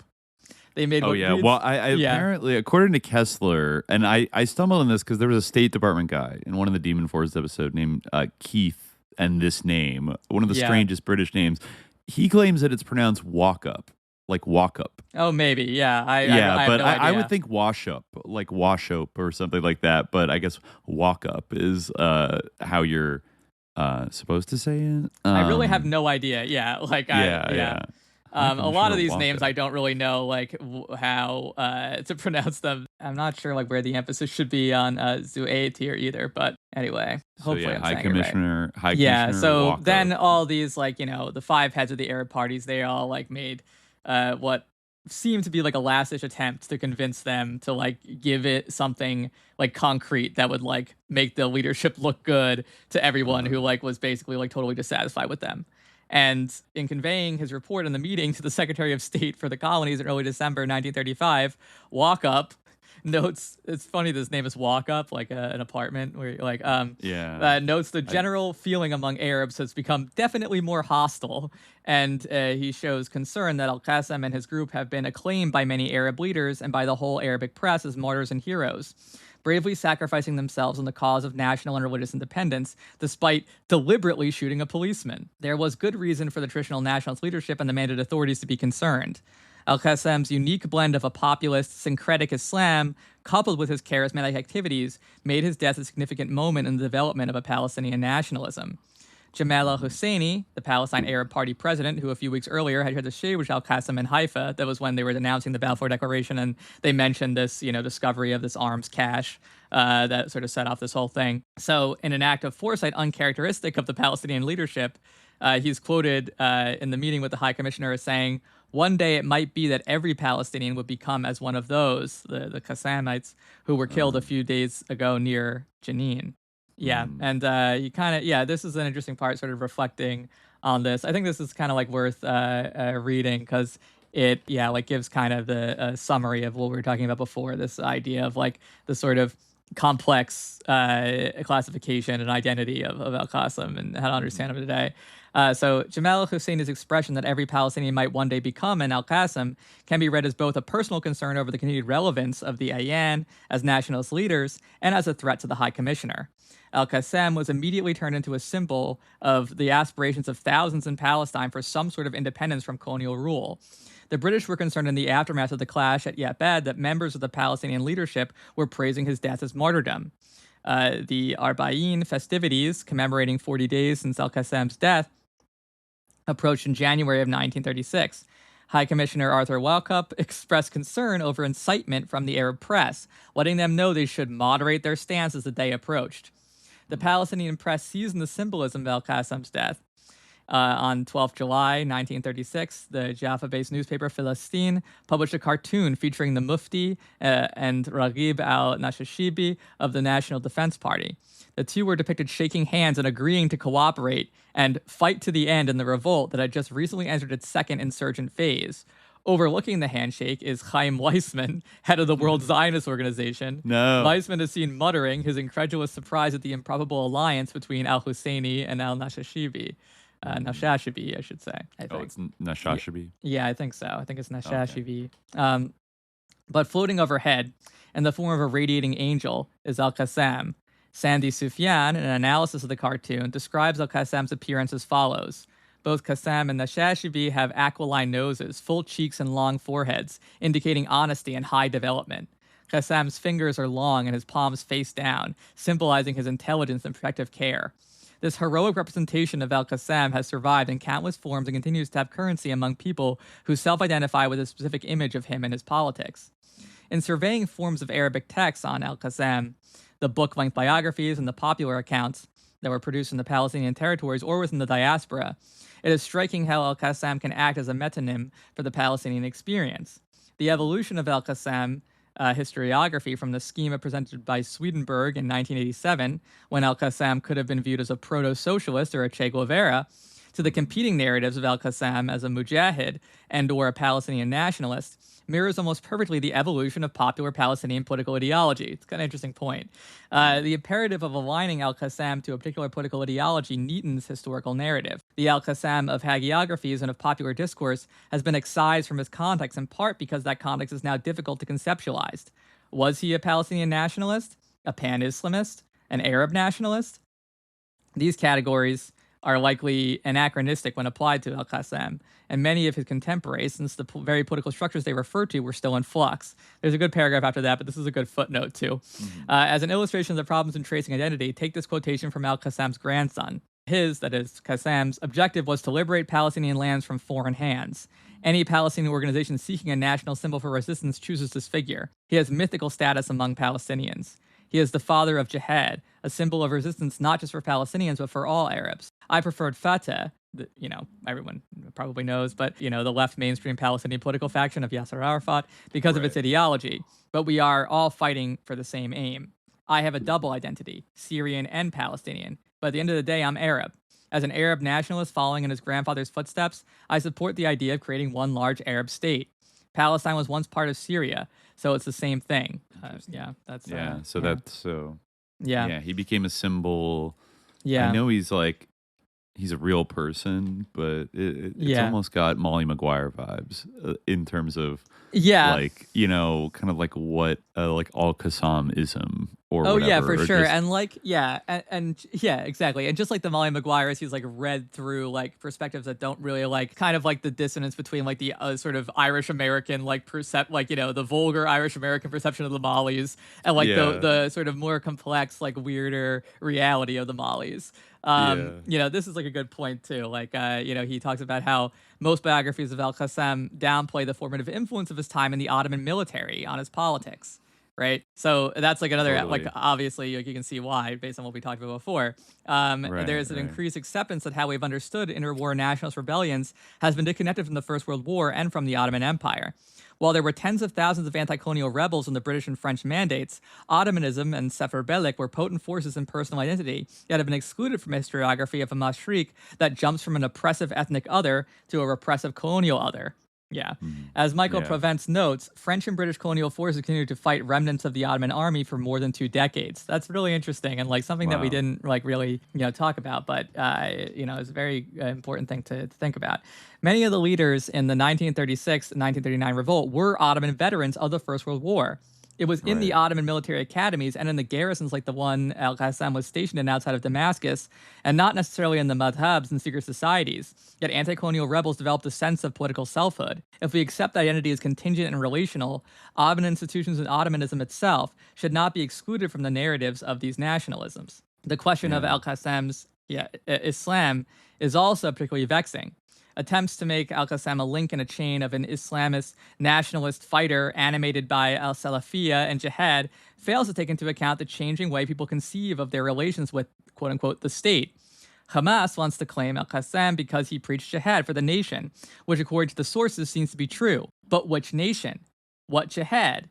Al-Qassam's Palestinianness is certainly questionable. Nafi writes that once al-Qassam arrived in Palestine, it became his home. His sight was now focused on its people and future. Yet if one accepts Nafi's other proposition that al-Qassam was an anti-colonial activist in his attempted expedition to the Maghreb, and that his activism was animated by Arab Islamism, he may not have had any sense of identity with Palestine as a national contract at all. Not to give like fodder to like, oh, there was never such a thing, like, but you get what he's saying, hopefully. Yeah, well, it's like there's a couple layers there where like a Che Guevara comparison is interesting because like Che Guevara was also a foreigner who took up the cause of like a revolution in his region, of course, like Latin America, right? But like not his country. He wasn't Cuban. And then, he survived that revolution and won, but then moved on eventually, right? And then ended up dying in Bolivia and, was bouncing around in South America and also in the Congo and everything else.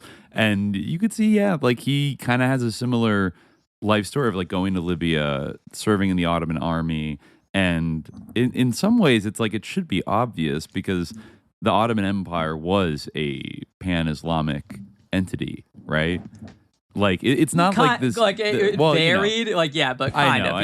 It's not perfect, but like the idea of a kind of like multinational sort of federated state of some kind was within the lifetimes of, in fact, that is the world they grew up in, right before World War I, when everything collapsed.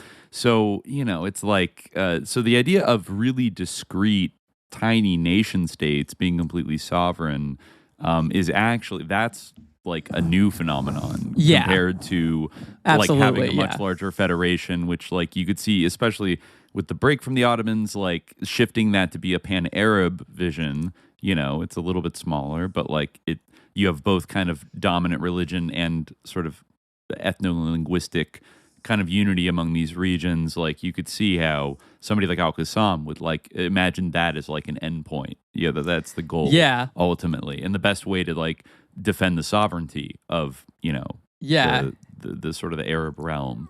Right. Yeah, basically. exactly. Like, and actually, this author does make this point where he talks about like how Muhsin Sahli wrote this book in Arabic, al-Qassam, wal Tarjriba al-Qassamiyya. So he and he says that he has like a Salafi interpretation of the modern state, which he attributes to al-Qassam, and he quotes him as saying that once the British had been expelled, the law of our nation would be based on the Quran, but I don't know what word he used for. Let me see if he actually has it in the footnotes. If he has this in Arabic here, no, he doesn't. He doesn't quote it in Arabic. But when he says nation, that might have been ummah. That doesn't necessarily translate to the idea of a nation as like we think of it. It's like the community of Muslims. But yeah, he says the concept of an Islamic state as like modern Salafis conceive it. That would require al-Qassam to perform an epistemological leap forward, envisioning a secular national state system to which the modern concept of an Islamic state would stand in opposition.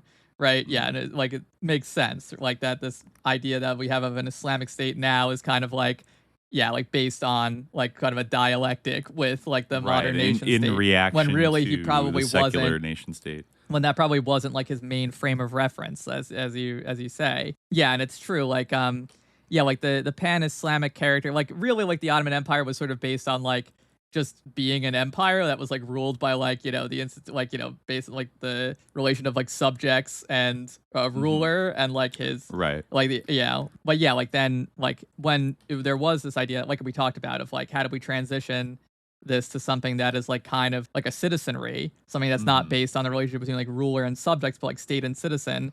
Islam was a big thing that people appeal to, especially with tensions escalating with minorities and the actual demography of the Ottoman Empire kind of changing in some ways with certain different developments. So that was one thing, was well, this is something that can unite everyone in this Ottoman identity. But of course, Ottoman identity, as we talked about, could also encompass others, non-Muslims. But that definitely even Jewish Ottomans could be Ottoman. Yeah, it was like being American or exactly, yeah. Soviet or something that's like that. What's really interesting. It's you can't I don't want to do the thing of the classic Muslim thing of being nostalgic for the Ottoman Empire, because I feel like the critiques that were expressed of it, the dissatisfaction with it that many expressed, they're I don't want to be dismissive of that, because there really was a point to it, and there's a lot to criticize, especially in the later years and in the earlier years too. But it is interesting to think about how might it have been, especially when we look at the Muslim world now. It's hard not to kind of think a little bit. It's hard to resist the temptation of being well, what if there could have been this federated vision, something maybe. Again, not to be this, the United States is a great country and is a great model, but something in parallel to that, or in parallel to what we saw in the Soviet Union. Right. Yeah. Or Yugoslavia while it lasted, where, you do have people of different religions and sort of imperial legacies and all that stuff, but most of them speak the same language, have a mutually intelligible language, and kind of obviously are in the same region, and people living together is chill. I think it gets lost sometimes, in sort of, whenever Ottoman stuff does get brought up, that the fact that there was a degree of religious tolerance, I'm not saying it was perfect, but the kind of system of religious minority communities get to kind of run a lot of their own affairs and are guaranteed, certainly at least Christians and Jews were. Right. Yeah. Which contrasts sharply with the era of heightened tensions that will eventually result decades down the line in this story. And Druze, really were pretty tolerated, Yeah, the Druze, Yazidis, there were tensions, some of those groups, Yazidis, they're a very marginalized and persecuted group, but I'm not, you're right. The Christians and Jews were definitely the most established on the, but but no, you're right. We always want to qualify, or not. Well, and it's so it then to have the reputation come about that, Arabs are ancestrally minority killers or whatever. Muslims are minority slaughterers and do not tolerate any kind of minority. And even the religious authorities of Islam are like rule with a kind of a totalitarian fist. Like Winston Churchill has an insane quote in this book where he kind of is doing like a NATO feminism about how like, and look at the way that like the men like treat their women, which like, to be fair in that era, of course, but then he's like, slavery will surely not be distinguished from the earth as long as like the Mohammedan faith is adhered to still and stuff. It's like, all right, bro, chill out. Like you're like a racist imperialist, like who's killed millions of people. You're just coming out of the Victorian era, bro. Calm down. But that reputation, which now gets like weaponized and invoked of like, or just, this is an ancient conflict. This has been going on for thousands of years. Like really not.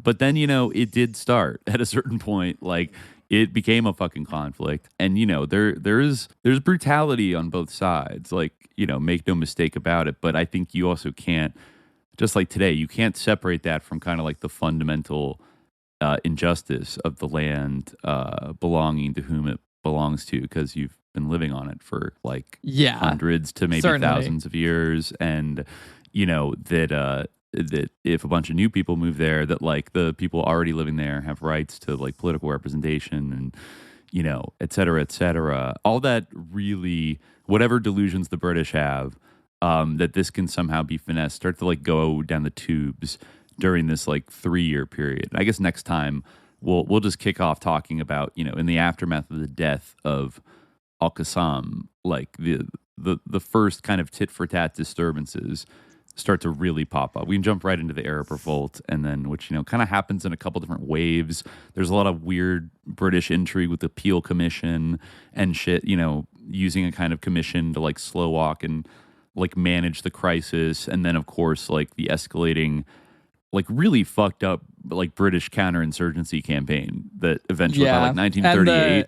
Like the Jewish Agency propaganda campaign, again, the Jewish Agency in Right. Syria, that book. We'll get into that book because too. that is definitely like, one we've been meaning to get to. But it is like, I think it's very interesting to in terms of like what you're talking about, like to see like the continuity like politically between we kind of like even like I feel like I was sort of like thinking about it this way where like, everything that like we talked about for like the first half of the series like kind of like disappeared overnight, when like General Allenby like showed up, and then all of a sudden we just have everyone scrambling. But no, like those same ideas like persist, and it is like interesting to think about like this person who is like a hero like today and is like kind of seen through all these ways. Like he had like one foot in a totally different world and a totally different political order, Right. that was like systematically like, and you're right, like there was it was deliberately like, as we talked about, like, the whole issue of like minorities, like that was leveraged and continues to be leveraged. Like this sort of like the Alawi's like the description of that in this article, like we see that now where like with Israel and Syria, Israel obviously wants to balkanize Syria and like keep Syria as weak as possible, like, and so a lot as a of result, like the they will Druze outreach the Druze, that they're doing. Anyone, even like, The Kurds. even the people who like were like their arch enemies just like a second ago, we can definitely see that same strategy continuing. But like, it is.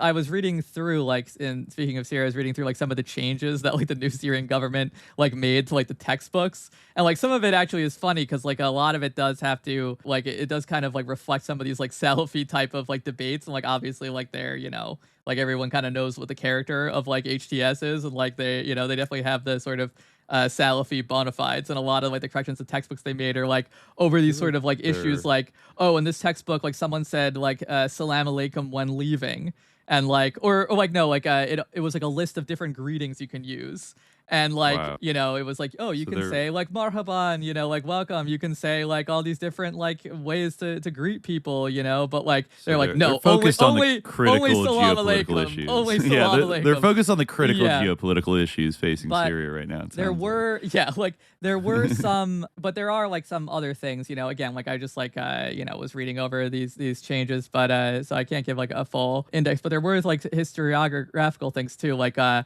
lot of the textbooks were like emphasize like the Ottoman yoke and the like the Ottoman tyranny or the Ottoman oppression. And because obviously, Turkey, like we understand the reasons. Of course. So all that stuff. Erdogan changed. is licking his chops on the border right now. Yeah, exactly. So they're like, no, like it was a yoke, it was bad. Like, okay, they're trying to like they took that out. Like that was what it said before. Oh, and they wait, they changed took it. Yeah. Oh, because like we all know, like okay. like we know like okay. where Turkey, like how they feel about. Yeah, I wasn't sure if Turkey, because I forgot it was with I almost forgot a major boost from Turkey that helped them kind of get over the top. No, at the yeah, end. exactly. And but then the factions get so confusing. I remember there's like the SNA is like the just kind of straight up like Turkish sort of mercenary proxy force. That is also invaded part of the country, maybe Idlib. Yeah, and, they seem like the ones who like really need to like not to say that like the like HTS like their like core is great or anything. Like as we talked about before, like there's a lot of things to be skeptical of and a lot to criticize there. But it seems like the SNA is like really a huge problem. And like so I think I remember I recall seeing like war crime videos definitely of like them going into places where they're like there's definitely no shortage troops and just executing them of war crimes committed by this group. But I see them as like more like a just direct like controlled like proxy force of Turkey, whereas HTS is like HTS had some kind of geopolitical arrangement with Turkey whereby they were like helped out and the somewhat. Fact that like they still have to kind of like tolerate the SNA and like and can't just like I was hoping that like after the most recent spat of like mostly SNA driven war crimes they would just like kind of like press them out and like kind of like throw them under the bus, but we'll see what happens. Now that they have no air force or one shouldn't necessarily be defense. like really looking at this through an optimistic lens.